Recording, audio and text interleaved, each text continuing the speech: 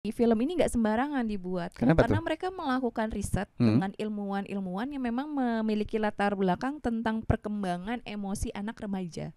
Oke, ini pasti menarik kalau kita ngomongin yang rekomendasinya dari Roro nih. Ya, jadi yang sudah tunggu-tunggu ini dia film pilihanku yang akan kita tunggu di tahun 2024.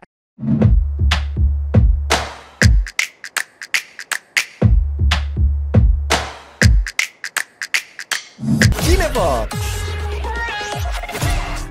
Kita kembali lagi di 105,3 Fox Radio Jogja, your show. Your hits masih di Cinefox barengan sama Roro dan juga Ivan di kesempatan kali ini. Yes. Tentunya seperti yang udah kita janjikan tadi, kalau kita bakal ngebahas satu film yang kita tunggu-tunggu di tahun ini. 2024. Ini Aku ada film yang seru banget. apa tuh? Jadi film ini adalah film terusan dari sebuah film yang sudah tayang di tahun 2015. Wow, 2024.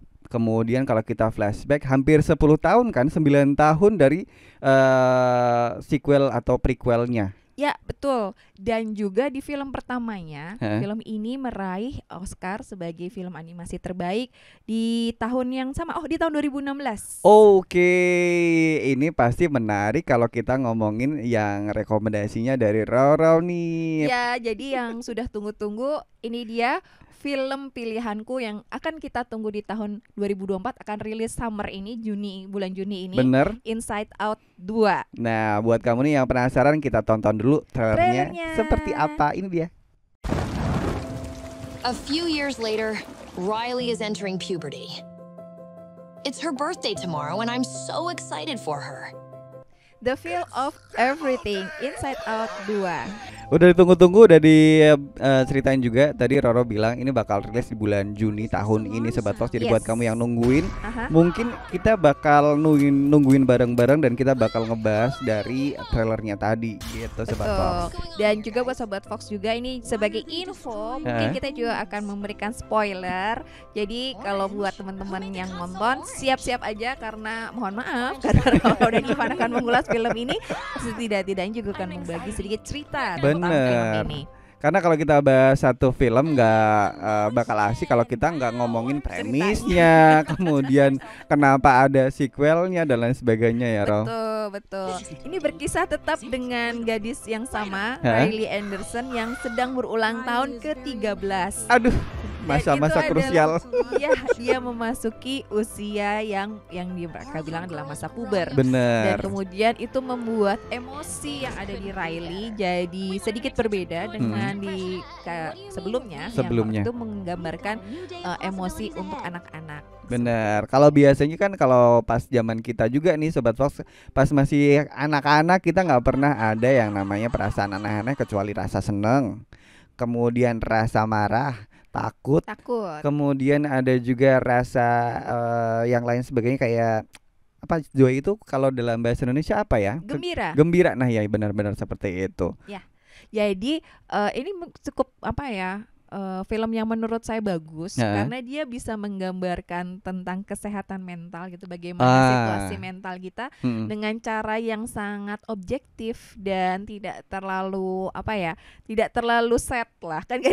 Kita mengglorifikasi kesedihan atau anxiety atau depressed dengan cara yang sad gitu, dengan cara yang lebih mellow.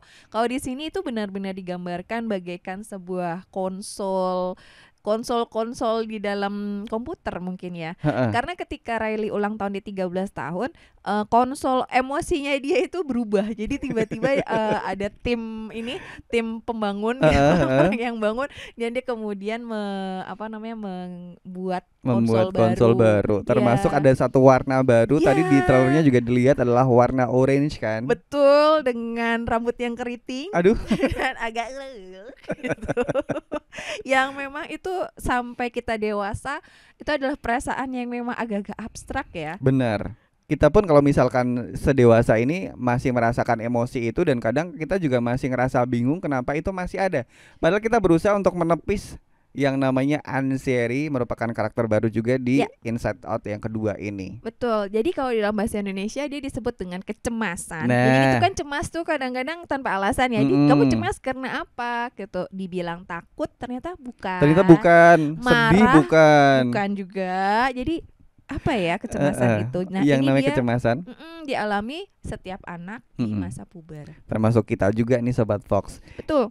Jadi beberapa emosi-emosi tadi bergabung, kenapa namanya Inside Out, karena ini menggambarkan emosi dalam diri kita, dan juga di sini juga digambarkan juga versi apa ya, wujud dari badan itu seperti apa.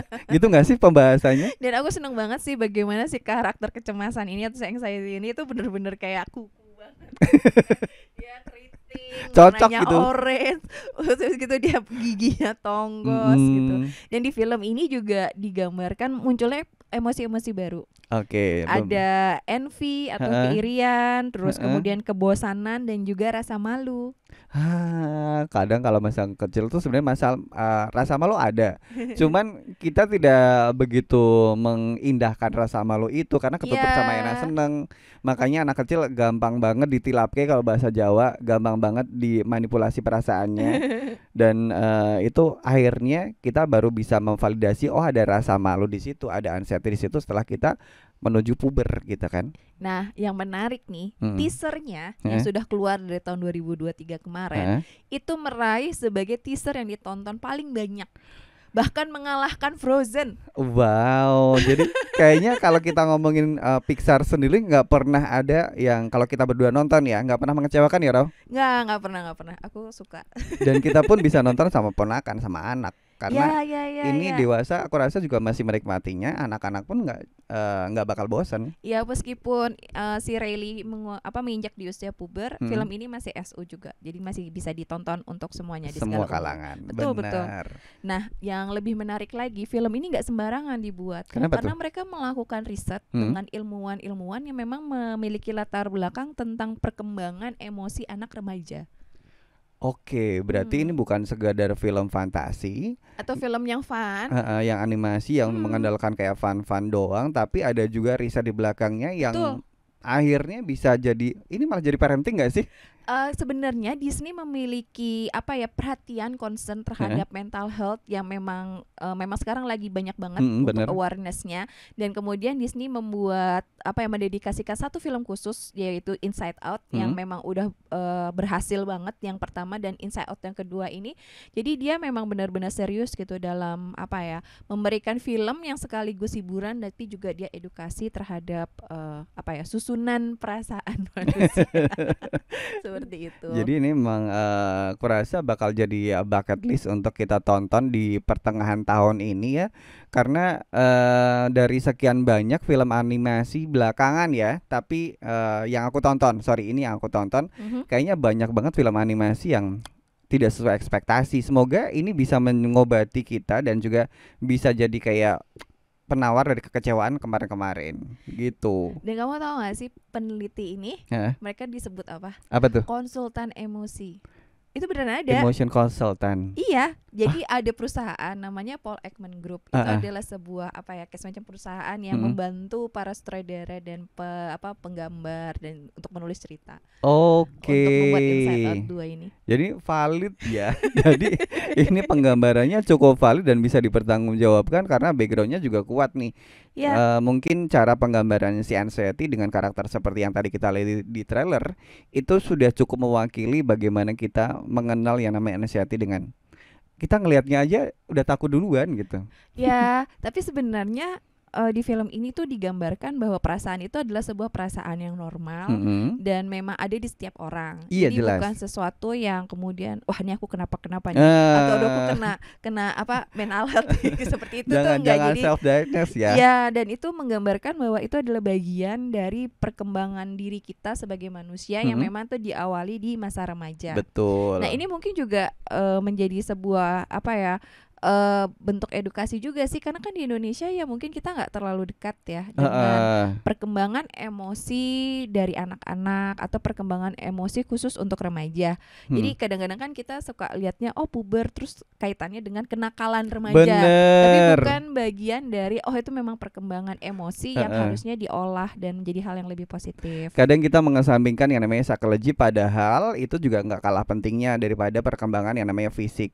Biasanya kalau puber kan cewek ditanda dengan beberapa tanda dan cowok pun juga begitu kan. Ya, biasanya concernnya di situ, padahal itu adalah hormon. usia yang cukup rentan ya Ro. Dimana kita harus memvalidasi perasaan kita, mengenali apa saja perasaan yang kita miliki, kemudian kita tidak mengalami kebingungan lagi dengan berbagai perasaan-perasaan yang ada dalam diri kita. Iya, jadi kayaknya setelah menonton film ini mungkin kita dapat pandangan-pandangan baru tentang emosi. Aku sih yakin di film ini banyak banget ya pesan-pesan moral, baik tersirat ataupun terjelas dengan gamblang di film ini, karena dari film pertamanya pun demikian gitu, penggambarannya juga dengan fun, tapi nilai-nilai kehidupan sosialnya kita dapat gitu. Ya, dan juga ini akan ada banyak juga kayak pengisi suara seperti Tony Hale, Lisa Lapira, Amy Poehler, Viley Smith yang mereka sudah mengisi di Inside Out yang pertama.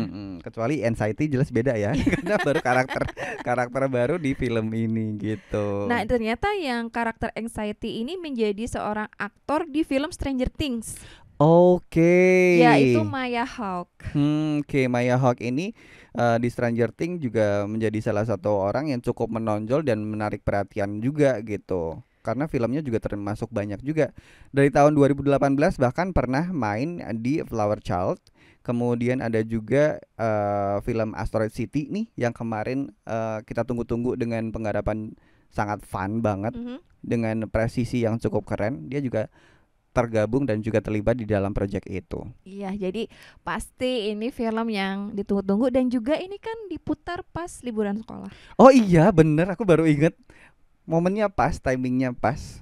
Jadi memang ini kalau di Amerika adalah summer holiday, di musim panas, dan di Indonesia adalah liburan sekolah. Semesteran.